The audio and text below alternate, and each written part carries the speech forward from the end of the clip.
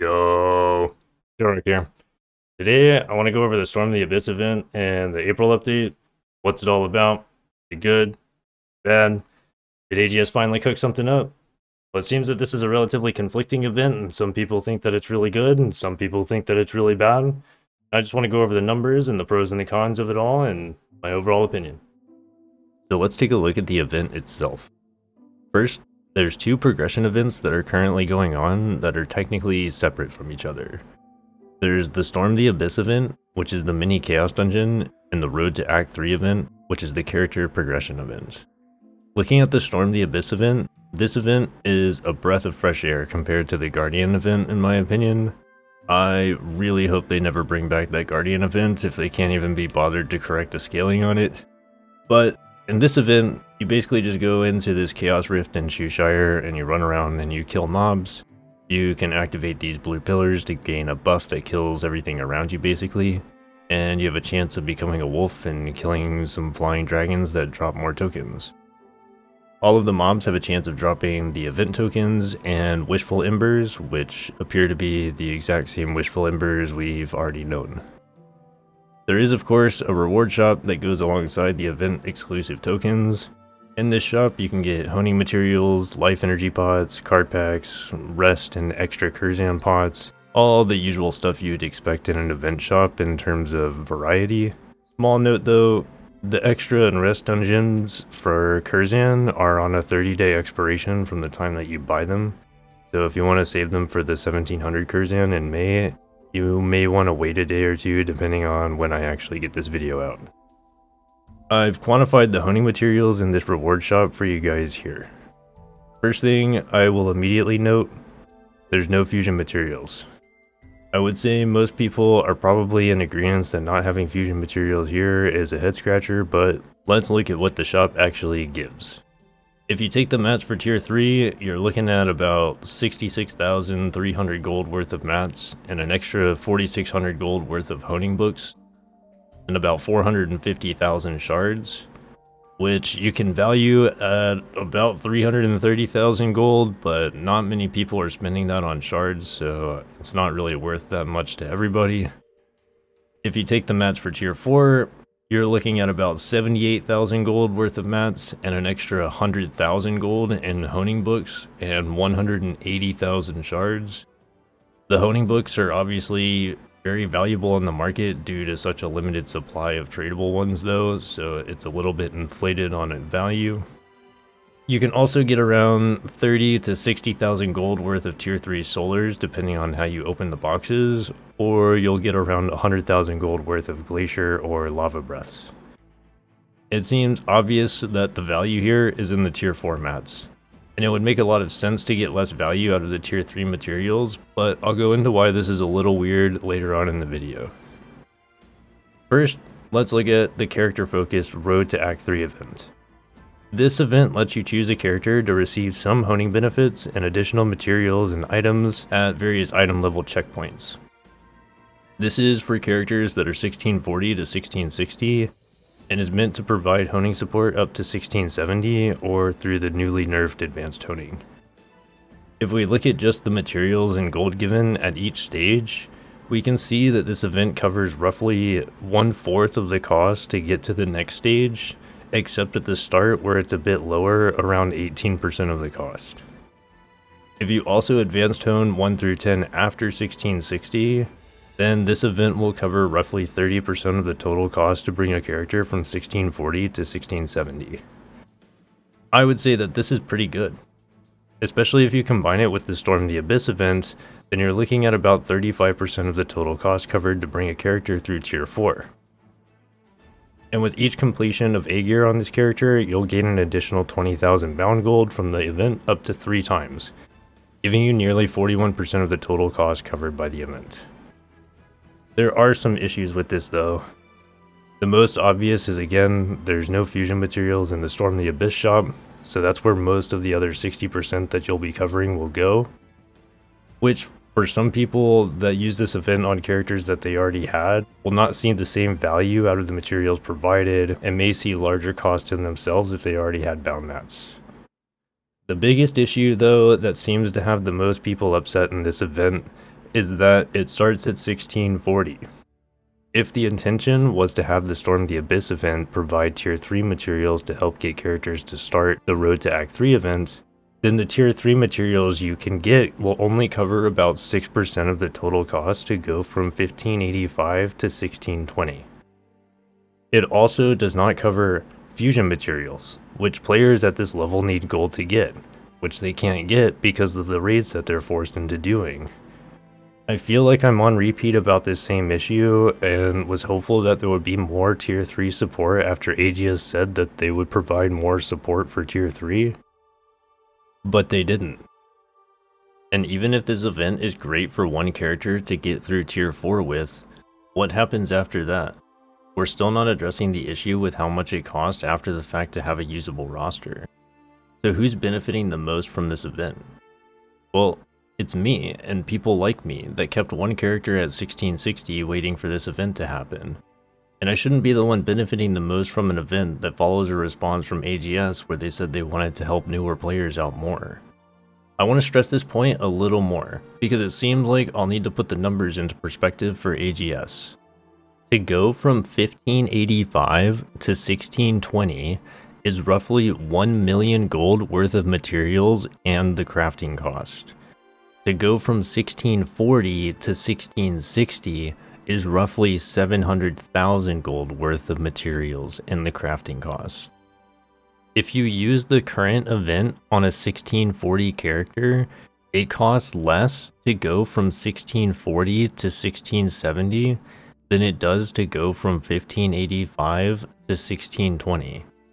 Now a 1640 character can make 66,100 gold a week by doing a 1 through 4 Theamine, Echidna hard mode, and a Behemoth. A 1610 character can make 29,000 gold a week by doing a 1 through 3 normal Theamine, hard mode Ivory Tower, and a hard mode Akan. However, they're most likely getting 18,320 bound gold a week by doing those 3 raids on solo mode instead. So it costs less to go the same amount of item level after 1640, but you earn 3 times more. This isn't proportionate to our current content. It doesn't make sense for it to be 3 times harder to get out of content that isn't relevant anymore.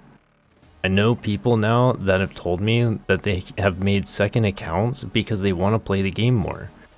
But they can't without these events to get out of tier 3 because it costs so much. And yes, you can say it's possible to get a character out of tier 3. It just only cost 1 million gold. Which I'm sorry, but for 1 million gold, I just finished 1680 to 1690 on 2 characters, and I got a 1660 to 1680 with the event. How am I getting so much more value out of 1 million gold than someone in tier 3?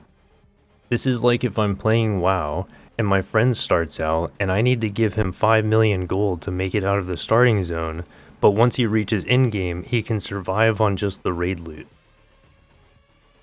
It doesn't make sense. And this is what a lot of people are upset about. Even if this event was a continuation of the previous Power Pass, the Power Pass only got you to 1585.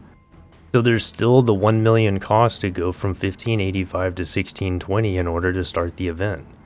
And obviously this 1 million gold value is also the value of the material. But even just the crafting cost is nearly 250,000 gold on average. I feel like the numbers really speak for themselves here. I don't even need to add that much opinion for it for people to realize that this just doesn't make sense. However, I will say that the Storm the Abyss event is going on for 60 days. And there's a very real possibility that new things are going to be added into it in the May update. But it does certainly feel like a slap in the face from AGS after they just said that they recognized the tier 3 dead zone, and then they just chose to ignore it completely with this event. And I think that's fairly safe to assume that more stuff will be added in. But why wait until the May update to have tier 3 mats in there? And AGS did add new items to the frog. They also restocked all of the items in the frog, and this appears to be unintentional. And the reason for why everything was possibly broken on reset. However, AGS did kind of turn this into a benefit for them, and they just left it restocked for everybody. The random relic pouches were already a scam to buy, and the selector was a good deal if you were wanting a cheaper adrenaline book, but that was about it. I went into detail about this portion of the frog in my previous video. However, they did give out 20 free tokens to use, and there are some mats worth getting out of there, or if you wanted to just gamble with those, it's free. The A-gear mats were restocked as well, so you can grab a couple more pieces for any new alts, and they added dark fires in as well. There is also now a second tab to the frog where we can see that they added 4 new boxes. These are honing materials specific. There's shards, leapstones, fusion materials, and armor/weapon crystals.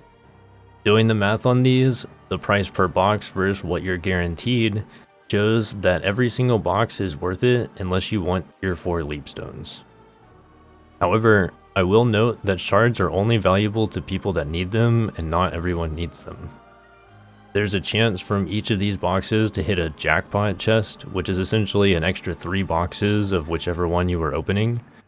And they'll all have a chance at giving gold frog tokens, but it's only a chance and doesn't seem to be that great, maybe around 30%. I don't really see anything wrong with this. It's actually not a scam. As for the rest of the April patch, the balance patch has landed as well. I play a lot of Deathblades nowadays, so you guys gotta let me know down in the comments how your class is feeling after the balance patch. There's also some quality of life additions that have been nice, like the auto dismantle settings for engravings and the gate information provided in game for raids, and obviously the advanced honing nerfs. I think the advanced honing nerfs have been a huge hit. I personally have felt like advanced honing is much more reasonable to do now. I was able to push a few characters up a raid bracket through the advanced honing nerfs, and I'm sure many others were as well. So I think this is a positive overall. Unfortunately, there isn't a whole lot more to the update though. This is ultimately a filler update until we get the next major content patch coming in May with Remeria, followed by the Act 3 raid. This is a period that is kind of needed in the game in order for people to catch up on some of the current content though.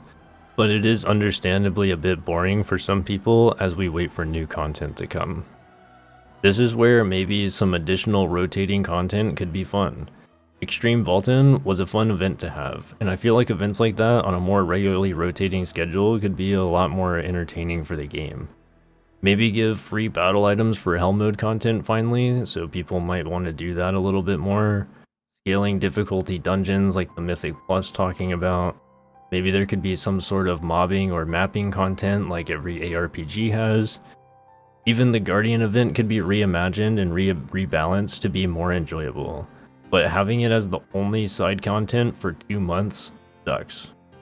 But that's because it was a pretty boring event due to the scaling, and the fact that we've already seen it 3 times in the past. Ultimately, I think people just want more to do, and would probably take a lot of frustration away from the honing grind if there was more to do than just hone to the next content, then hone your alts to the next content. And I think this is where AGS has to step in to help add some of that excitement back into the game. There's obvious issues with the current game design, and simply saying I want more stuff to do is a lot easier said than done. But it certainly would be really nice to have just little things added to keep people wanting to play. I remember at one point Smilegate said they were looking to reuse bosses to put content out faster, like a con in 8 gear. It was also around that time that we got Extreme Vaultin. I don't understand why we haven't had other extreme modes. And this may be unpopular, but I think the concept of the Challenge Abyss dungeons was cool. I was sad that they decided to remove this content rather than update it. Maybe they could incorporate it into an event, with like a challenge mode or as well. There's already so much in the game that's largely forgotten. I think these things could be turned into fun events to keep some fresh life in the game. And I don't think it even needs to be hard. I love challenging content, but fun content is certainly what we lack right now. It feels very lacking of creativity. But this time period is definitely needed for players. Players need to catch up to ease on some of the stress of raiding or FOMOing on getting to the next content. And at face value, this event is actually really good. For it being an event to go from 1640 to 1670, I think this event gives a lot of materials and progress to do that, and I can't really take away from that. But I definitely understand the frustration from players wanting it to have a lower item level requirement and provide more support through tier 3. People are asking for an easier time to get to tier 4. It's already cheaper to hone once you get to tier 4. Let's make it cheaper to get there as well. But let me know what you guys think in the comments. Did the event help you get a new character to 1660 or 1670 or even higher? Did you wish you could use the event on a lower or higher item level character? And how does the balance patch feel for you guys? Make sure you come check out my stream at twitch.tv/DJDoRock, and I'll keep you guys updated on what's happening in the future. Until the next one, dudes. Peace.